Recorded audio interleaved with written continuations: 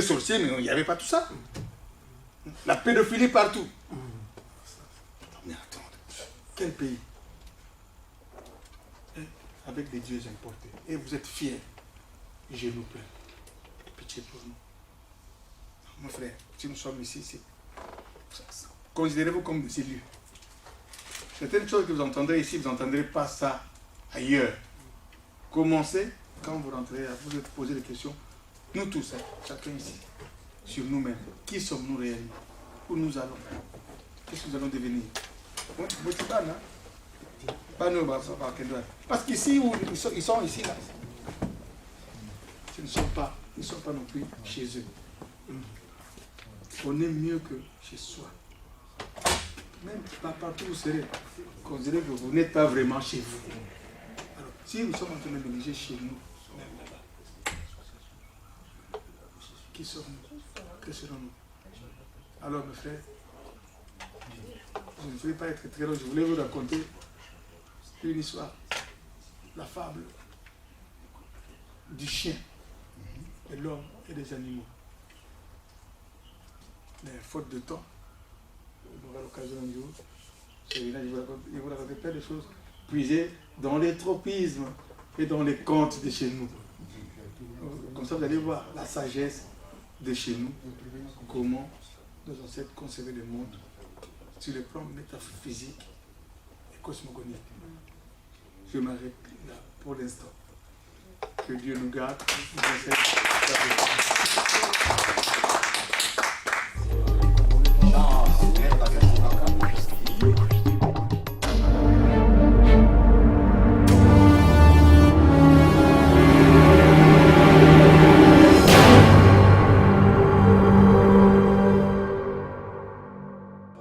Le sujet qui m'est attribué ici, c'est les troubles actuels en Afrique.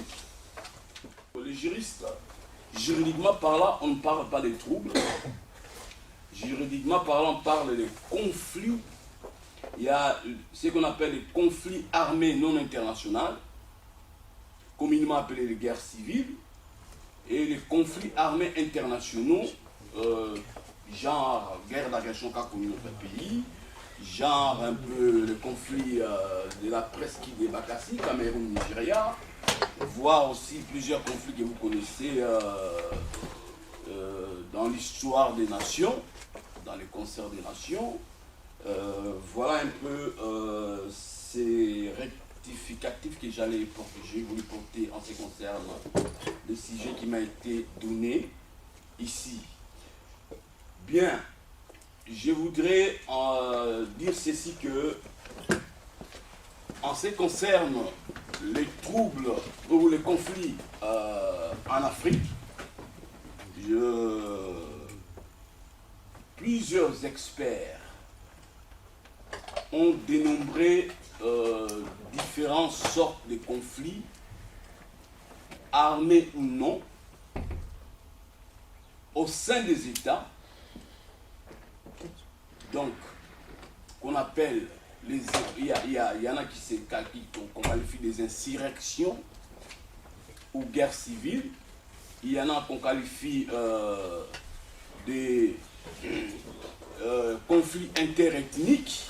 Chez nous, nous avons le plus célèbre, c'est le conflit interethnique Ema-Lendu en Ituri, et qui a eu des répercussions très considérables, extrêmement graves, qui a fait qu'aujourd'hui même un des ténors de ces conflits, agissant comme viennent de le dire mes collègues, en sous-traitance.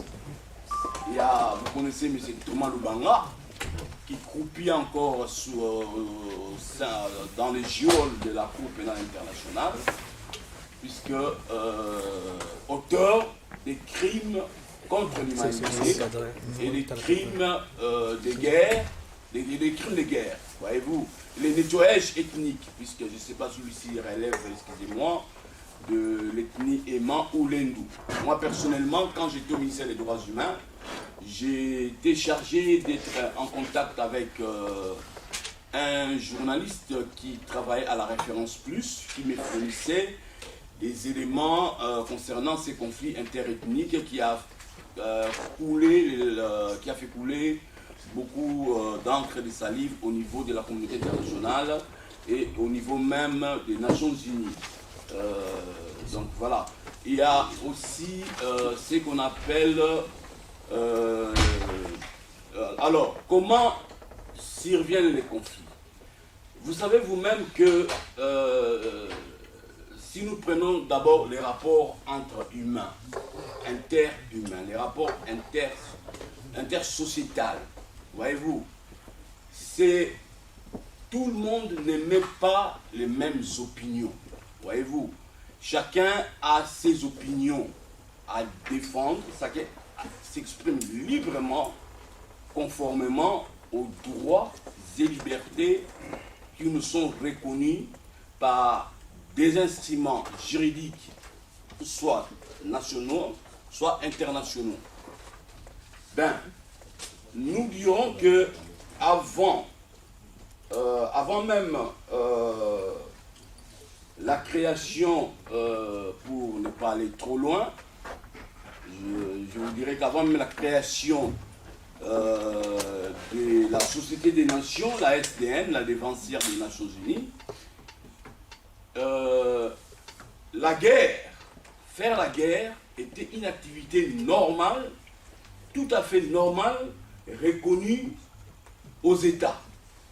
C'est-à-dire, on l'appelait ius in bello, en latin, le droit de faire la guerre. Voyez-vous, je donne un exemple. Un matin, la France s'est réveillée, enfin, la France estimant que la Belgique, malgré certaines mises en demeure, plusieurs mises en demeure, la France ne les exécute pas par rapport à ses obligations. Un matin, je vais prendre Charles Bonaparte qui s'élève et dit, bon, moi, j'attaque la Belgique. C'était une activité régulière et normale.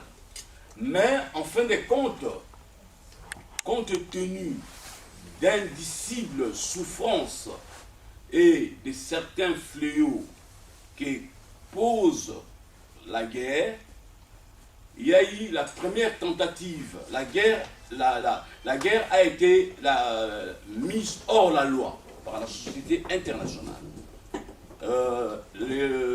C'est depuis notamment les pactes Briand-Kellogg en 1928. Ce sont deux ministres des Affaires étrangères anglais et français. Briand était le pacte, je crois, ministre français, et Kellogg est ministre des Affaires étrangères. Ils ont signé ce pacte-là pour mettre la guerre hors la loi, ou la guerre comme un instrument. Donc ils ont interdit aux États de considérer ou de mener la politique étrangère d'un État en considérant celle-ci comme étant tout à fait régulière. Au fil des ans, il y a eu la première, entre 1914 et 1918, il y a eu la Première Guerre mondiale, vous le savez. Les États, entre les États, il n'y a pas d'amis, il n'y a que des intérêts. Voyez-vous, il y a le phénomène des dominés et des dominants. Alors, à l'issue de la Première Guerre mondiale, les États ont tenté de mettre en place une organisation qui soit à caractère universel, qu'on a appelée la Société des Nations. Donc, en 1919. Celle-ci a bel et bien fonctionné, mais il y a eu un petit couac, c'est-à-dire il n'y a pas, les États-Unis ne s'étant pas tout à fait engagés dans ces pactes-là, et de manière, donc c'est une des causes qui a fait que la Société des Nations a échoué. Vous voyez? Alors, par après, il y a eu la volonté, il y a eu les velléités irrédentistes, ou les velléités tout à fait extravagantes de Hitler, comme vous le savez, qui a voulu, croyant qu'il pouvait coloniser le monde entier. Il a, ça je suis en train de passer en diagonale pour vous expliquer un peu comment voilà, les choses sont évoluées. Alors, entre 40 et 45, il y a eu les conflits, la guerre entre Hitler et je crois les pays de l'Axe. Hein. Voilà, si on peut me compléter. Donc 40-45, on s'est trouvé à ce niveau-là. Il y a eu vraiment la Deuxième Guerre mondiale était vraiment très atroce, au point que vraiment les États se sont cette fois-ci décidés à mettre en place une organisation à caractère universel, je souligne très bien, qui soit de nature à vraiment à dire que non, la guerre, plus jamais un État doit mener la guerre contre l'autre. Ce serait là violer les principes fondamentaux de la Charte des Nations Unies.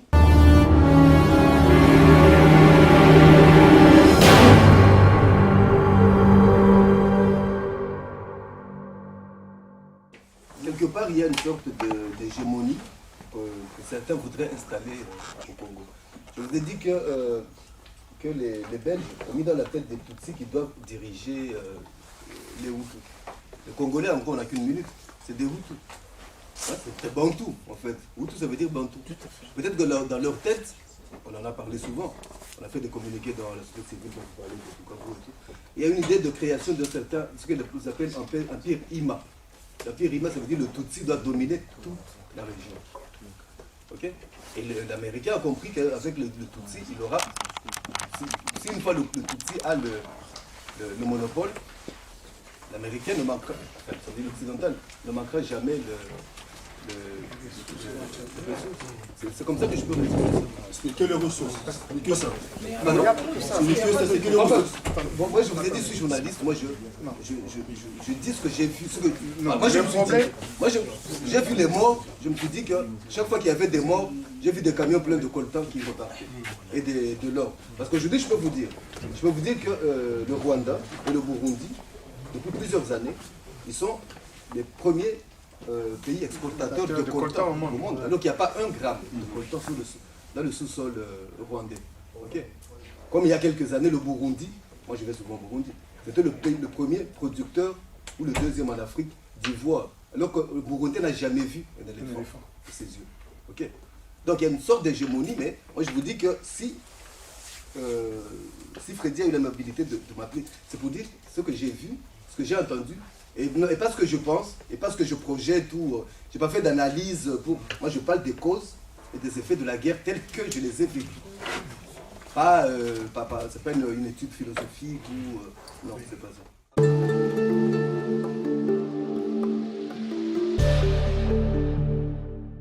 Que Kabila dégage, que Kabila dégage, que Kabila dégage, que Kabila dégage. Donc aujourd'hui, je vais vous lire un compte-rendu de la situation économique, sociale et politique de la République démocratique du Congo.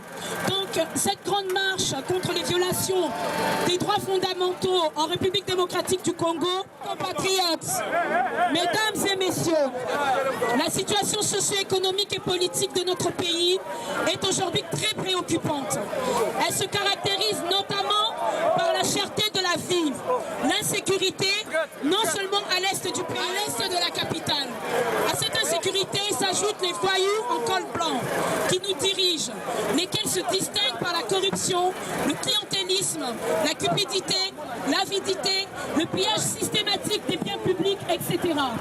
Les violations des droits fondamentaux ternissent tristement l'image de notre pays.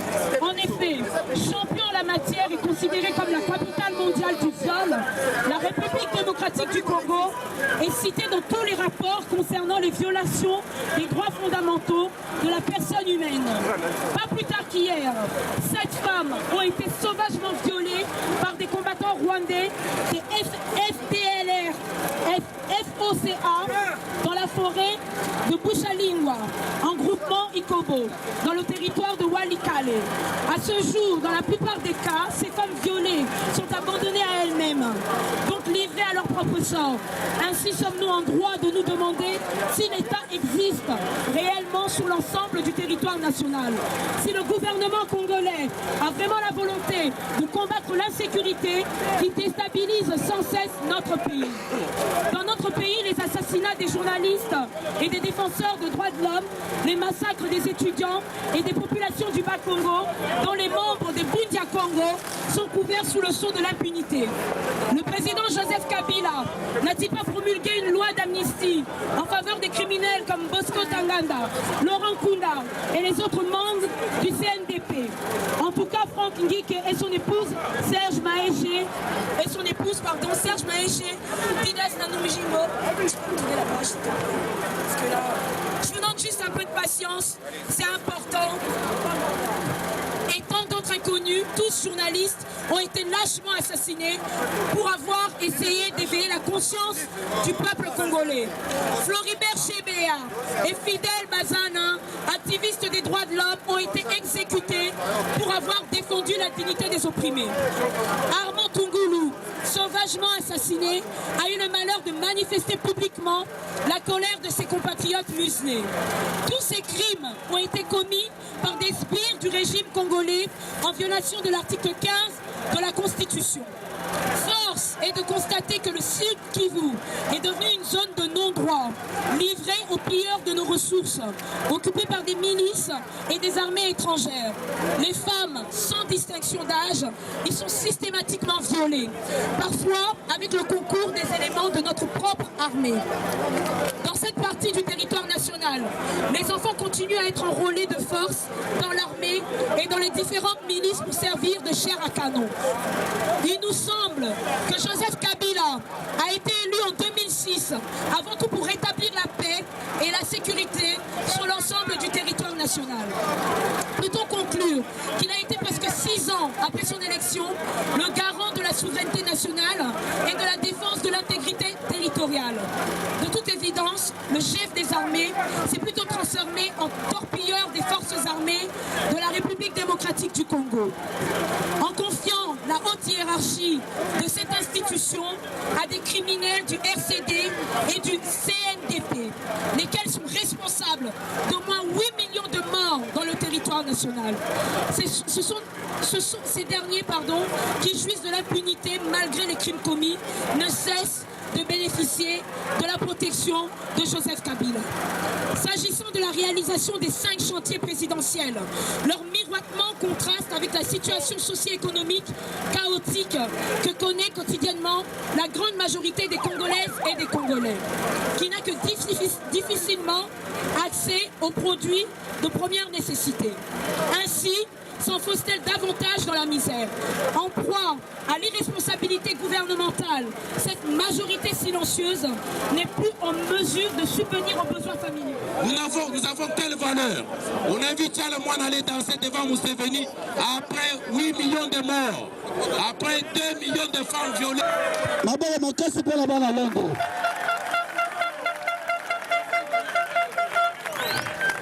Bala Belgique tobumi bino bomoni susi na biso ezalaki France tolelaki mingi puis lelo baparisien oyo basala biso ke tozala bamanifeste bandeko na ngai journée lelo ezali journée ya gloire oyo bomoni lelo mbula ebeteli biso mbula ya victoire lelo makila bandeko na biso emanifeste na ye werera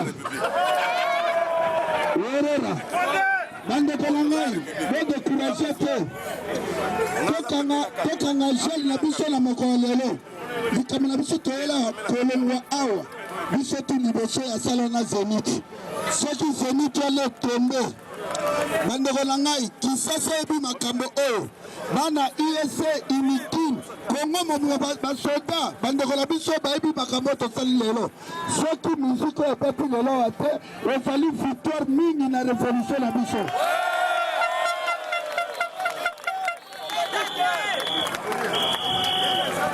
En tout cas mpona kozala preuve nasepeli mingi moto adécouragé te ataki 5 heures moto abanga te tolakisa lelo ke grâce na bino biso baboketi tosalema grâce na bino bawera sol bapopo baredi ya misi babete bawera bazwa bagrâce babersi ya babeta grâce ya peuple mais tala lelo afanda akotia kaka teme na peuple congolais azoyeba teke bandeko na biso bakufi ebele vive la révolution congolaise.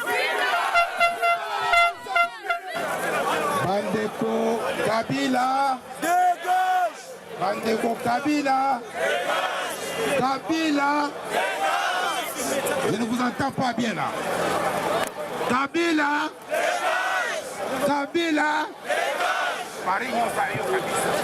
Kabila,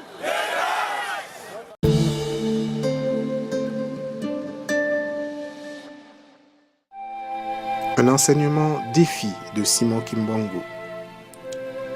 C'était le samedi 10 septembre 1921 à Mbanza Sanda.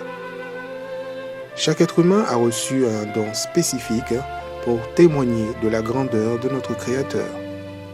Dieu parle à travers les hommes qu'il choisit. Le samedi 10 septembre 1921 fut un jour spécifique pour l'homme noir. Tout au début du culte matinal, vers 9h, Kimbangu entre dans l'enclos en rameaux. Son visage est grave, son regard vif, et il s'adressait à la foule en ces termes. Mes frères, l'Esprit est venu me révéler que le temps de me livrer aux autorités est arrivé. Retenez bien ceci. Avec mon arrestation commencera une période terrible d'indicible persécution pour moi-même et pour un très grand nombre de personnes. Il faudra tenir ferme, car l'Esprit de notre Dieu Tout-Puissant ne nous abandonnera jamais. Il n'a jamais abandonné quiconque se confie en lui. Les autorités gouvernementales vont imposer à ma personne physique un très long silence, mais elles ne parviendront jamais à détruire l'œuvre que j'ai accomplie, car elle vient de Dieu, le Père. Certes, ma personne physique sera soumise à l'humiliation et à la souffrance, mais ma personne spirituelle sera au combat contre les injustices semées par les peuples du monde des ténèbres qui sont venus nous coloniser. Car j'ai été envoyé pour libérer les peuples du Congo et la race noire du monde. L'homme noir deviendra blanc et l'homme blanc deviendra noir. Car les fondements spirituels et moraux tels que nous les connaissons aujourd'hui seront profondément ébranlés. Les guerres persisteront à travers le monde. Le Congo sera libre et l'Afrique aussi. Mais les décennies qui suivront la libération de l'Afrique seront terribles et atroces. Car tous les premiers gouvernants de l'Afrique libre travailleront au bénéfice des Blancs. Un grand nombre de désordres spirituels et matériels s'installera. Les gouvernants de l'Afrique entraîneront sur le Conseil des Blancs leurs populations respectives dans des guerres meurtrières et s'entretueront. La misère s'installera. Beaucoup de jeunes quitteront l'Afrique dans l'espoir d'aller chercher le bien-être dans les pays des Blancs. Ils parleront toutes les langues des Blancs.